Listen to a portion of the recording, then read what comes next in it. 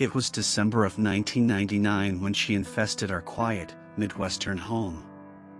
My father called for me from downstairs. I assumed it was time for dinner. He was standing at the bottom of the stairs and had his hand up in an effort to keep me from coming down. The moment I saw the panic in his eyes, I knew something was wrong. "I want you to listen to me very carefully," he said. My heart started to race as he continued. "It's very important that you keep your eyes on me. You're going to notice someone else in our home, but you must ignore her as much as possible." I almost started laughing. My 12-year-old mind trying to comprehend what he was getting at, assuming this was some sort of out-of-character joke. Before I could respond, he continued. "She's going to whisper things, follow you, and whatever else she can to get your attention. It's going to be very difficult, son, but you must never interact with her. I promise she will leave, but only if you pretend she isn't there, and try not to think about her. Promise me." There were so many things I wanted to ask him, but I was too frightened and confused. I managed to spit out, "Okay, Dad. All right, come downstairs. It's time for dinner. Hurry, I've made her stronger just by telling you. But I had to. I can't afford you looking at her by mistake. Trust me. Now stay focused." He barked. I did as I was told and slowly crept down the stairs, keeping my eyes glued to my father's as he backpedaled into the kitchen.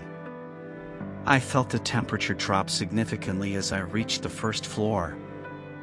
I smelled a familiar, sickening and sour scent in the air. It reminded me of the time a raccoon died in our wall and stunk up the house for a whole week. My father and I sat down at the table at the same time.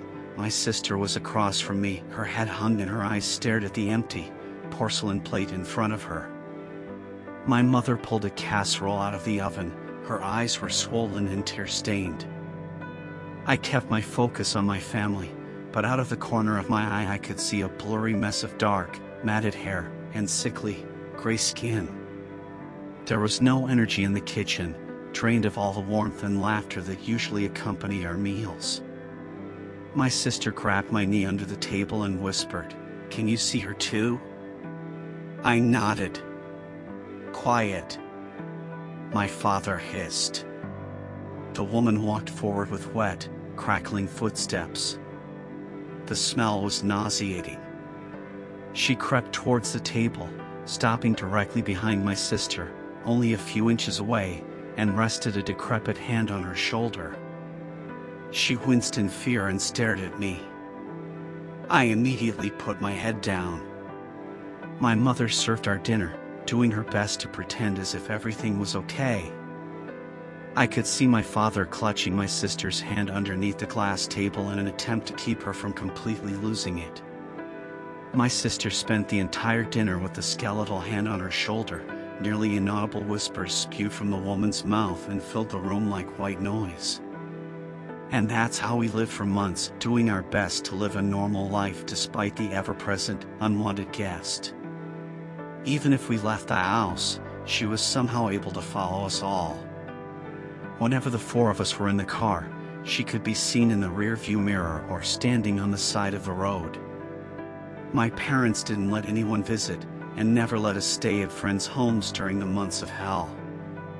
We were able to whisper to one another when it was absolutely necessary to discuss her presence, if she wasn't too close. My father made us promise to never tell anyone. That was the only way to quarantine her, the parasite of attention. We concluded that she infected a single household at a time, unable to be seen by anyone outside the home unless their mind had been tainted with knowledge of her existence. I learned a few years later that my father was the reason for her arrival. His sister, back in the 70s, had been infected from another and it followed my aunt into their home. In 1999, for whatever reason, my father struggled to keep the thought of her at bay. In turn, he brought her back into his life, and ours. We kept the promise of keeping her a secret from others, and it was the hardest thing we've ever done. All of us tried leaving the house as a group, and she followed. We couldn't bring ourselves to break our family apart. It was hardest for my mother, who was stuck alone with her while we're at school and my father was at work. Everything changed the day my mother broke. It was a snowy February night. We had finished dinner and my mother decided to go to bed early. She was sitting on their bed, making herself almost impossible to ignore. My mother couldn't take it. I heard her screaming from the bedroom, demanding that she leave us alone. My father sprinted upstairs to try and stop her. That was the last I ever saw my mother. A pool of blood on the white carpet was all that remained. The woman was still there, but my mother was gone. In the following weeks, she whispered to me. She told me I could see my mother again. All I had to do was look and ask how. I never did. The reason I am telling you is because I want you to think about her. I saw her again, this morning, for the first time in 18 years. I cannot afford to lose my wife or children to the parasite. I need you to think about her dark hair and gray skin. Think about her in your home, so that she may leave mine. You're already infected, and eventually you're going to notice a woman in your home. You must ignore her. It's for your own good. I'm so sorry.